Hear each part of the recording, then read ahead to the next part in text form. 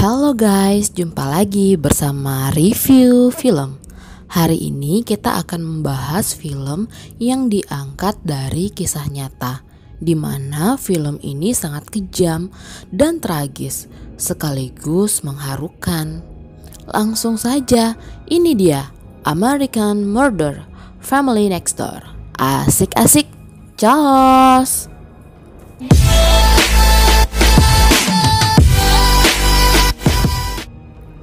Film dibuka dengan seorang wanita yang bernama Shannon Watts. Ia sangat sering mengunggah kisah hidupnya di media sosial. Ia memiliki 2 orang putri yang cantik. Satu bernama Bella, berumur 4 tahun, dan Sissy yang berumur 3 tahun. Ia juga memiliki seseorang suami yang sangat menyayangi keluarganya. That's me. My name is Shanann. Hey. Tanggal 3 Agustus 2018, Nicole Atkinson, yaitu sahabat terdekat Shannon, datang ke rumah Shannon. Ia sangat khawatir terhadap kondisi Shannon, karena sejak semalaman Shannon tidak membalas pesan ataupun mengangkat teleponnya. Dan pada hari ini, ia memiliki janji yang penting. Tapi Shannon tidak menghadirinya dan tidak memberikan kabar apapun. Ini bukan sifat Shannon, pikirnya. Lalu kira-kira jam 11 menjelang siang, Nicole datang ke rumahnya dan tidak menemukan siapapun di rumah itu. Karena feelingnya udah gak enak, ia pun menghubungi polisi dan menghubungi suami Shannon.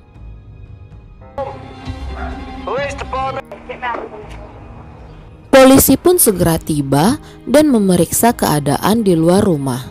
Tetapi ia membutuhkan izin pemilik properti untuk bisa masuk ke dalam rumah. Dan tidak lama kemudian, suami Shannon yang bernama Chris Watt datang dan membukakan pintu. Mereka mencari ke seluruh rumah dan tidak menemukan Shannon beserta anak-anaknya. Dan yang membuat semakin khawatir adalah Shannon tidak membawa handphonenya. Padahal ia banyak melakukan pekerjaannya melalui handphone karena dia work from home. Ini bukanlah kebiasaan Shannon banget, pikir sahabatnya. She work? Yeah, she works from home. It was shut down. Lalu kita dibawa untuk flashback tentang kehidupan Shannon. Shannon adalah seseorang yang pekerja keras. Ia bukanlah orang yang berasal dari keluarga kaya, sehingga ia harus bekerja keras untuk menggapai sesuatu. Dan pada saat berumur 25 tahun, ia pun bisa membangun sebuah rumah yang indah. Ia bangga akan hal itu. Tetapi pada usianya ke-35 tahun, ia pun didiagnosa menderita penyakit lupus. I just want you guys to know a little bit of my story. Years ago, I went from being super energetic diagnosed with lupus. Lupus itu adalah penyakit yang terjadi ketika sistem kekebalan tubuh menyerang jaringan dan organ sendiri yang membuat sel-sel tubuh rusak. Jadi pada keadaan normal, antibodi kita kan seharusnya bekerja untuk melindungi tubuh. Namun pada orang dengan penyakit lupus, antibodi yang dimilikinya justru menyerang tubuhnya sendiri. Ya, kira-kira begitulah penjelasan singkatnya ya guys.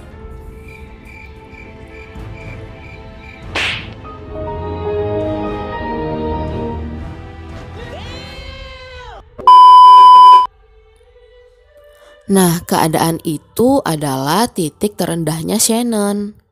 Dan hadirlah Chris dalam kehidupannya, yang mau menerima Shannon dengan segala kondisinya. Shannon bersyukur banget dapat suami seperti Chris. Of my life. And then I met Chris. I've asked God for a better man. Kembali lagi di hari hilangnya Shannon. Polisi memeriksa sekilas CCTV yang ada di depan garasi. Mereka tidak melihat apapun. Namun yang aneh pada video itu adalah Chris memarkirkan kendaraannya persis di depan garasi. Padahal sebelumnya ia tidak pernah memarkirkan kendaraannya di situ. Hal itu pun disadari oleh tetangganya. Selain itu, Chris juga terlihat banyak mengoceh dan bersikap gelisah. Tetangganya tidak pernah melihat Chris seperti itu, walaupun dalam keadaan yang sangat sulit ya. Biasanya Chris itu sikapnya tenang dan pendiam.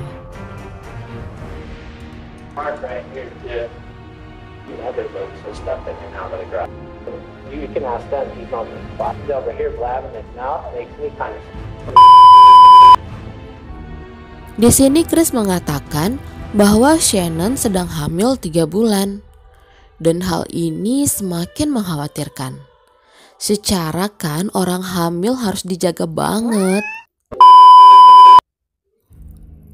Lalu kita diberikan lagi flashback saat Shannon memberitahu kehamilannya.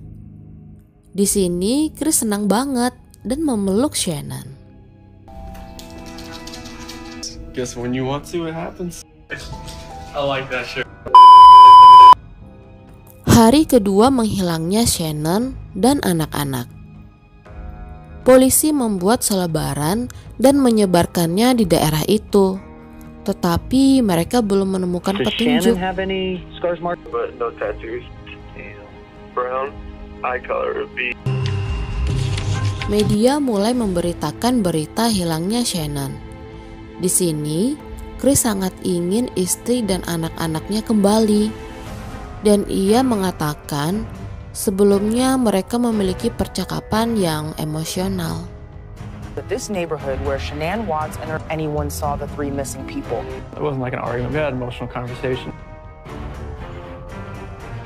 Polisi pun menginterogasinya dan meminta Chris menjelaskan apa yang terjadi pada hari itu. Di sini, Chris mengaku bahwa ia sudah tidak memiliki getaran cinta kepada Shannon dan ia menangis saat itu.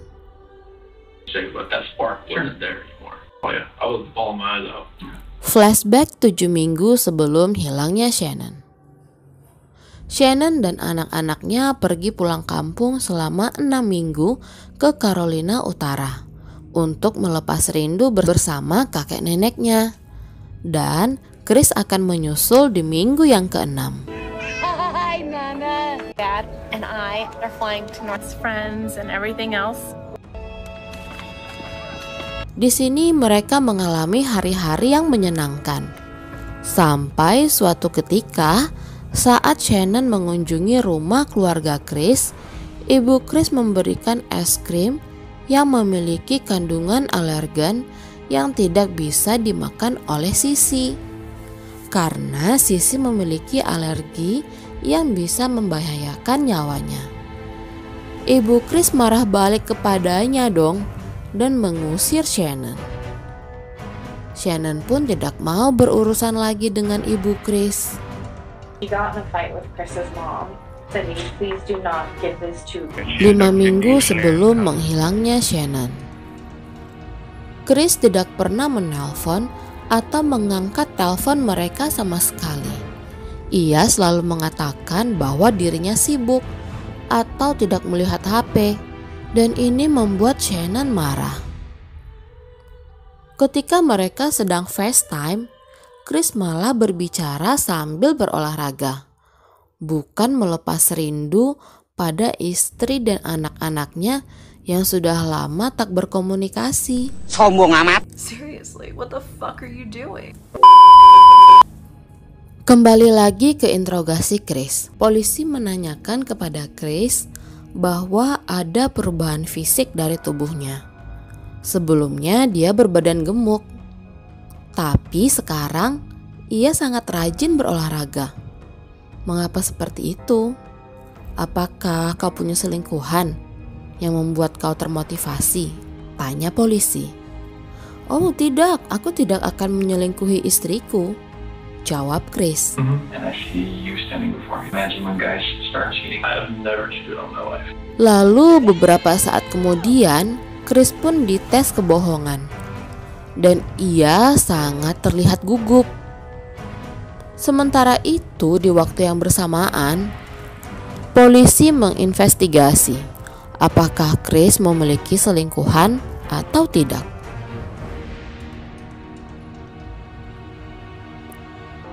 Flashback kembali saat minggu ke-6 Shannon pulang kampung. Hari demi hari Shannon merasa Chris makin jauh darinya. Dan pada saat minggu ke-6 adalah jadwal untuk menyusul mereka. Shannon dan anak-anaknya pun menjemput Chris di bandara. Anak-anaknya menyanyikan lagu "Ayahku adalah seorang pahlawan" dengan wajah yang ceria dan sangat membanggakan ayahnya.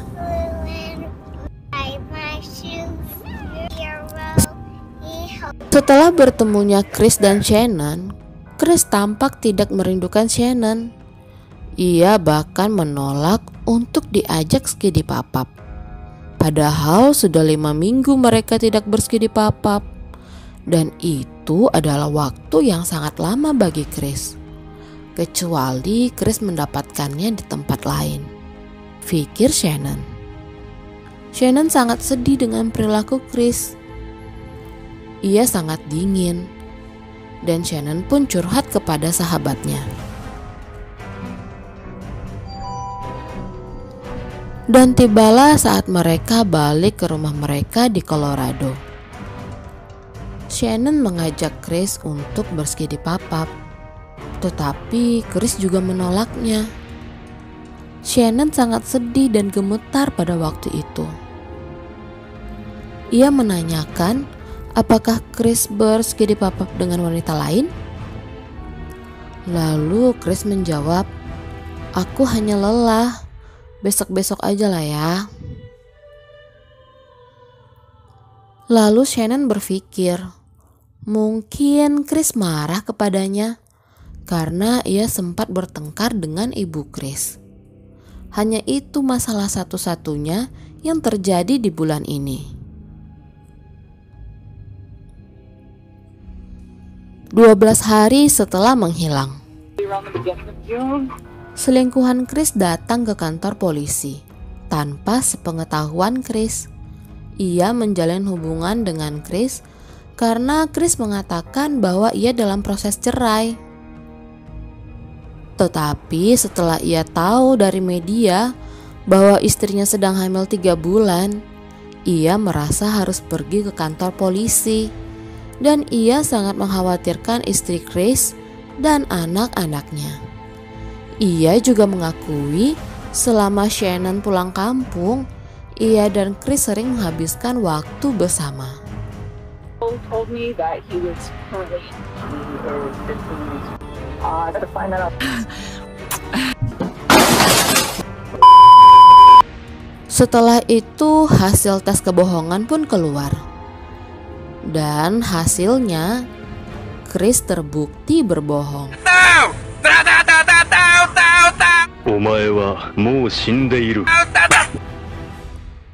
Polisi terus menanyainya, tetapi ia tetap tidak mengakui hal tersebut.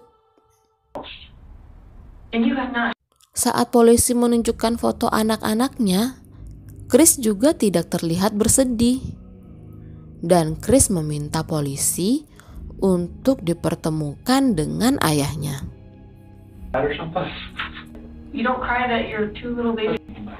Di situ ia mengaku bahwa ia telah membunuh Shannon. Pada hari Shannon menghilang, ia meminta untuk bercerai.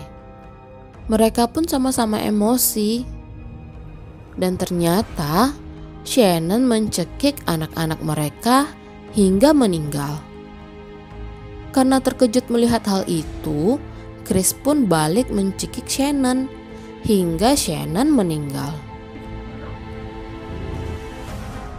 Chris menangis menceritakan itu semua, dan ia pun menunjukkan di mana ia menguburkan Shannon dan anaknya.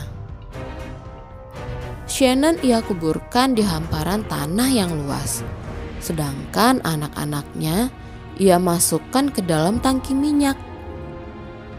Di sini Mimin bingung sih, kenapa ya dia mesti masukin anak-anaknya ke tangki minyak?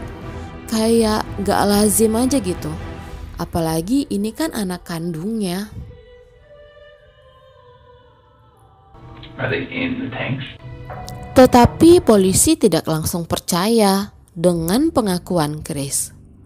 Polisi merasa bahwa Chris jugalah yang membunuh anak-anaknya. Karena Chris ingin memiliki kehidupan yang baru dengan selingkuhannya.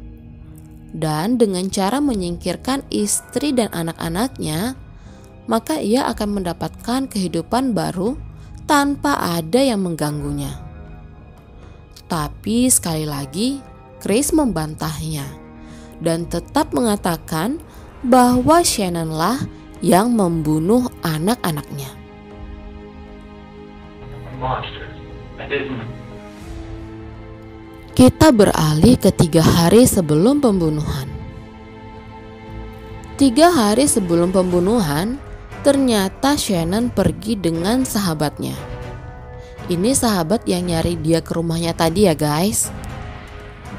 Mereka menghadiri acara yang diadakan oleh kantornya, sehingga anak-anaknya dijaga oleh Chris.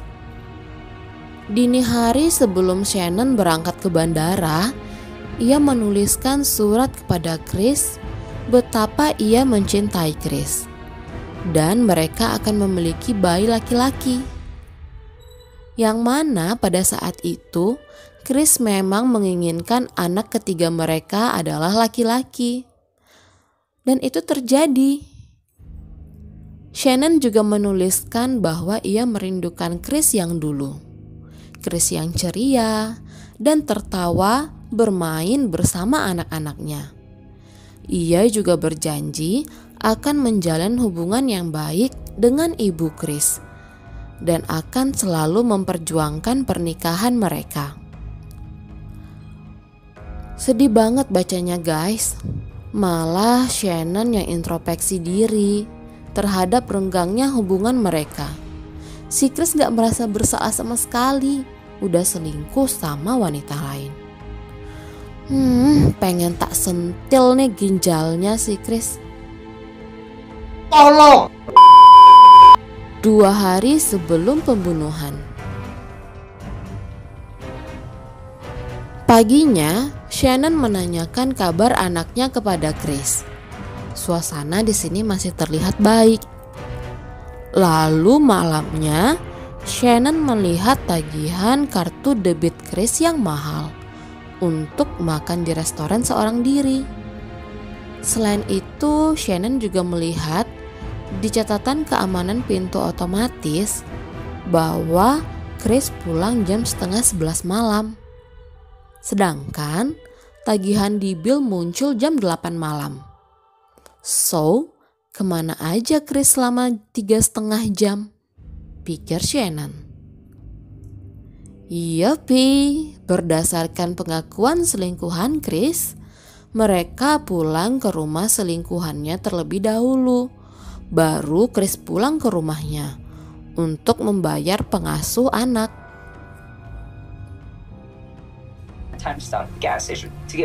Sampai di hari persidangannya, Chris tetap bersikukuh bahwa Shannon lah yang membunuh anak-anaknya.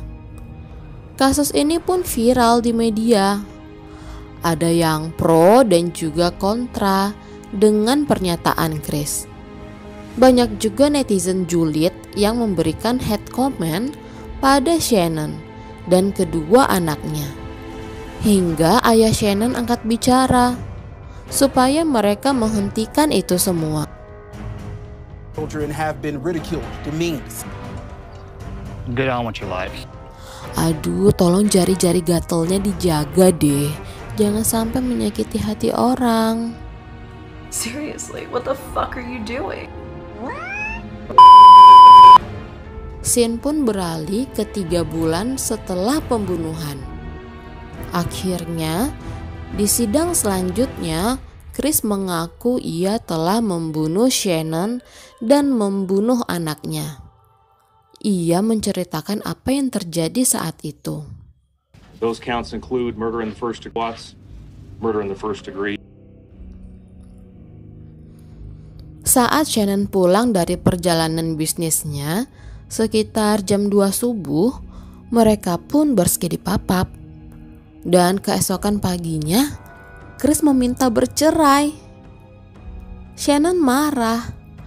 Jadi apa maksudnya tadi malam kita bercinta?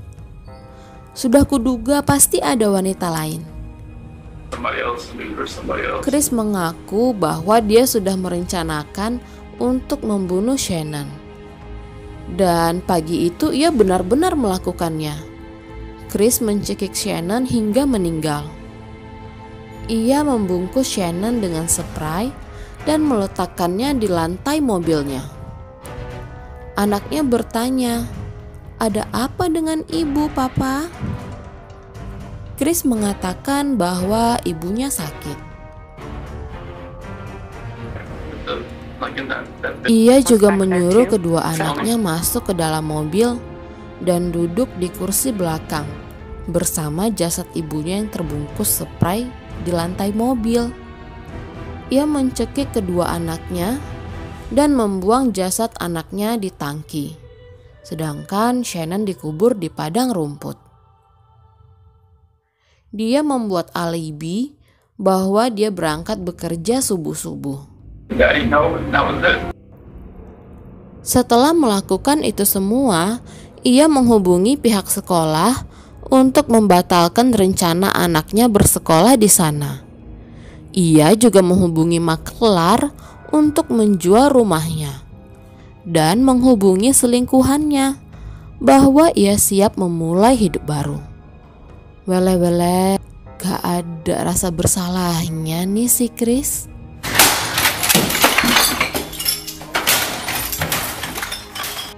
Jaksa pengadilan mengatakan, dari ribuan kasus yang sudah ia tangani, kasus ini adalah kasus terkejam yang pernah ia lihat. Entah monster apa yang ada di dalam dirimu. Chris pun dijatuhi hukuman seumur hidup.